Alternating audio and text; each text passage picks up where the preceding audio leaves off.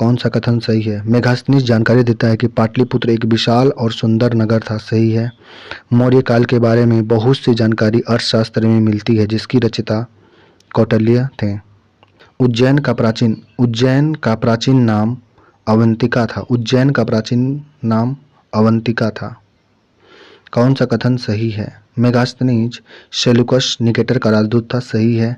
मेगास्थनीज ने मौर्य प्रशासन को यूनानी भाषा में लिखा था। मेगास्थनीज ने मौर्य प्रशासन को यूनानी भाषा में लिखा, यह भी सही है। मेगास्थनीज अशोक के शासनकाल में भारत आया था। गलत है, ये चंद्रगुप्त शासनकाल में भारत आया था। हाल ही में बेमौसम बारिश को प्राकृतिक आपदा उड़ीसा सरकार में थोक मूल्य सूचकांक के आधार पर वर्ष में संशोधन के लिए किसकी अध्यक्षता 18 सदस्य वाले कार्य समूह का गठन किया है? प्रोफेसर रमेश चंद्र। ब्रेडी कॉरिएट को मिला। सर्वश्रेष्ठ एक्टर का अवार्ड एड्रियन बॉडी को दिया गया। सर्वश्रेष्ठ मोशन पिक्चर का अवार्ड द ब्रूटलिस्ट को मिला है। ये है 82वें वार्षिक गोल्डन ग्लोब पुरस्कार 2025। गौतम बुद्ध का जन्म हुआ था लुम्बिनी में। कौन से मर्यादा पुरुषोत्तम में बक्सर के निकट गुरुकुल में ऋषि विश्वामित्र के शिक्षा ग्रहण किए थे? श्री राम। सबसे बड़े उथले बेसिन का एशिया के सबसे बड़े उथले तरंग बेसिन का अनावरण IIT मद्रास ने किया है। जातक किस धर्म का पवित्र ग्रंथ है? जातक जो है बुद्ध का पवित्र धर्म ग्रंथ है जातक। हाल ही में कोपा अमेरिका चैंपियनशिप 2024 का खिताब किसने जीता? अर्जेंटीना ने। हाल ही में कोपा अमेरिका चैंपियनशिप 24 का खिताब अर्जेंटीना ने जीता। निम्नलिखित में से कौन सा कथन सही है? दोनों कथन सही है। दुनिया के सबसे बुजुर्ग जीवित व्यक्ति इना कैना बोरा बन गई। दुनिया के सबसे बुजुर्ग जीवित व्यक्ति इना कैना बोरा बन गई है। ब्रिटिश जूनियर ओपन में अंडर 17 गर्ल्स सिंगल का खिताब अनाहत सिंह ने जीता, जिसका आयोजन बर्मिंघम में किया गया था। दुनिया के सबसे बुजुर्ग जीवित व्यक्ति इना कैनाबारो बन गई। ब्रिटिश जूनियर ओपन में अंडर 17 गर्ल्स सिंगल का खिताब अनाहत सिंह ने जीता, जिसका आयोजन बर्मिंघम में हुआ था। 18वें प्रवासी भारतीय दिवस कार्यक्रम 2025 का मुख्य अतिथि किसे चुना गया? त्रिनिदाद और टोबैगो को 18वें प्रवासी भारतीय दिवस कार्यक्रम 2025 का मुख्य अतिथि चुना गया था त्रिनिदाद और टोबैगो को।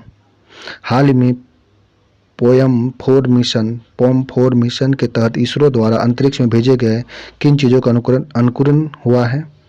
लोबिया का। हाल ही में POEM4 मिशन के तहत इसरो द्वारा अंतरिक्ष में भेजे गए लोबिया बीजों में अंकुरन हुआ है। लोबिया बीज में अंकुरित हुआ है। हाल ही में सड़क दुर्घटना पीड़ितों को राष्ट्रीय व्यापी कैशलेस उपचार योजना के तहत कितनी राशि को वित्तीय सहायता देने की घोषणा की है? 15 लाख। सड़क दुर्घटना पीड़ितों को राष्ट्रीय व्यापक कैशलेस उपचार योजना के तहत कितनी राशि को वित्तीय सहायता देने की घोषणा की है? कितना हो जाएगा ये? 1500, 15,000, 15 लाख। 15 लाख रुपए है। 1.5 लाख होगा। 1.5 लाख। हाल ही में केंद्रीय सड़क परिवहन और राजमार्ग मंत्री नितिन गडकरी ने कहां सड़क सुरक्षा अधिनियम 2025 का उद्घाटन किया? मुंबई में। हाल ही में प्रधानमंत्री नरेंद्र मोदी ने दक्षिण तटीय रेलवे का मुख्यालय की आधारशिला कहां रखी? विशाखापट्टनम में। हाल ही में प्रधानमंत्री नरेंद्र मोदी दक्षिण तटीय रेलवे के मुख्यालय की आधारशिला कहां पर रखे हैं? विशाखापट्टनम में। चंद्रगुप्त मौर्य के बारे में कौन सा कथन सही है? चंद्रगुप्त मौर्य के बारे में दोनों कथन सही है। चंद्रगुप्त मौर्य ने 305 ईस्वी पूर्व में सेल्यूकस निकेटर को हराया था। चंद्रगुप्त मौर्य ने 305 ईस्वी पूर्व में सेल्यूकस निकेटर को हरा दिया था। मौर्य साम्राज्य का संस्थापक चंद्रगुप्त मौर्य थे। मौर्य साम्राज्य के संस्थापक चंद्रगुप्त मौर्य थे। चंद्रगुप्त मौर्य का उत्तराधिकारी बिंदुसार था। चंद्रगुप्त का उत्तराधिकारी बिंदुसार था। उसके बाद अशोक के बारे में कौन सा कथन सही है? अशोक के बारे में दोनों कथन सही है। उन्होंने कलिंग को जीतकर अपने साम्राज्य में शामिल किए थे, फैसला किया था।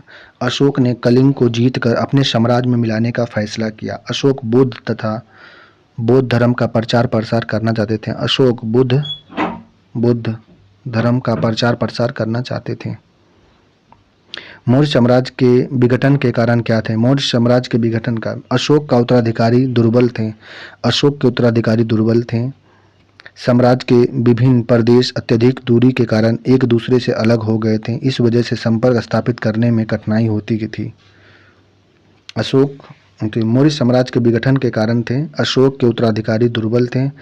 साम्राज्य के विभिन्न प्रदेश अत्यधिक दूरी के कारण एक दूसरे से अलग हो गए थे। इस वजह से संपर्क स्थापित करने में कठिनाई होती थी।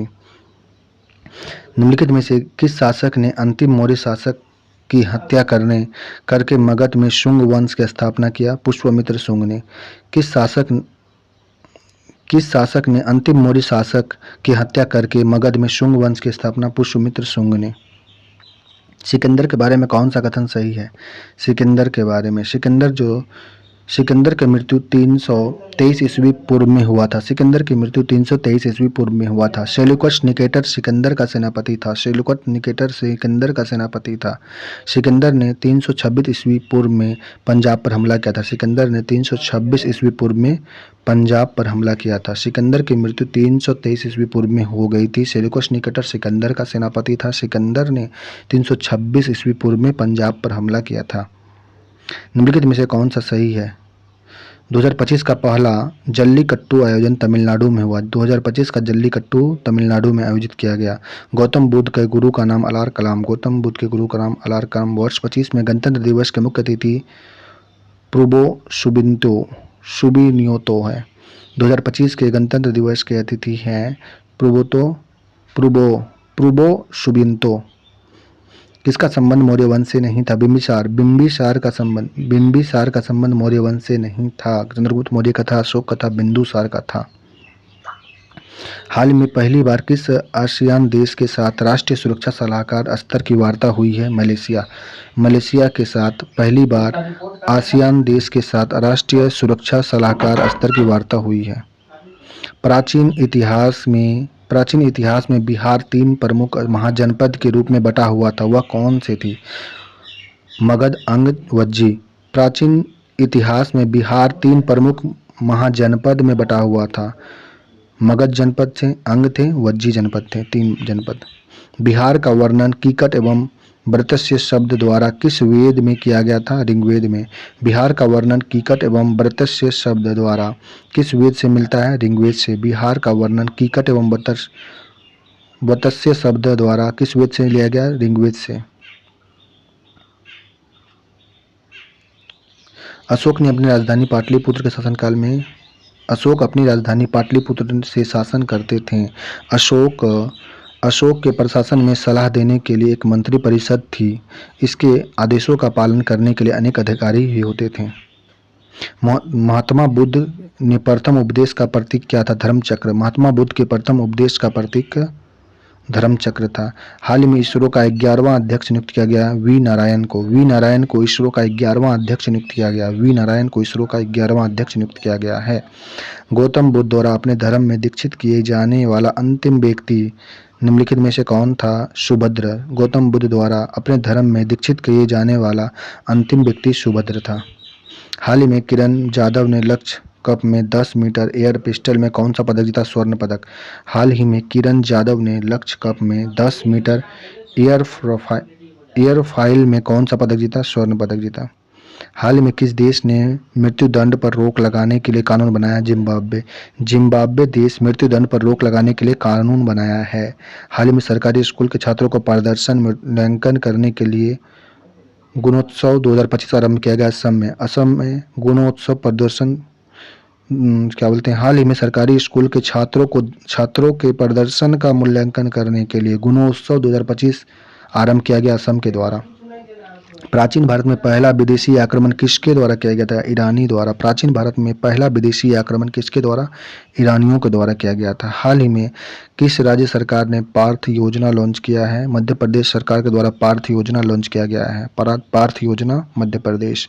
निम्नलिखित में से कौन सा कथन सही है? दोनों कथन सही। भारत में जेनरेशन बीटा का पहला बेबी बॉय मिजोरम में हुआ है। हाल ही में भारत में जनरेशन बीटा का पहला बेबी बॉय मिजोरम में जन्म हुआ है। इस बच्चे का नाम फ्रैंकी जोंगडेंग है। भारत में जनरेशन बीटा का पहला बेबी बॉय मिजोरम में हुआ है। इस बच्चे का नाम है फ्रैंकी जोदेंग। भारत में जनरेशन बीटा का पहला बेबी बॉय मिजोरम में हुआ। इस बच्चे का नाम है फ्रैंकी जोदेंग।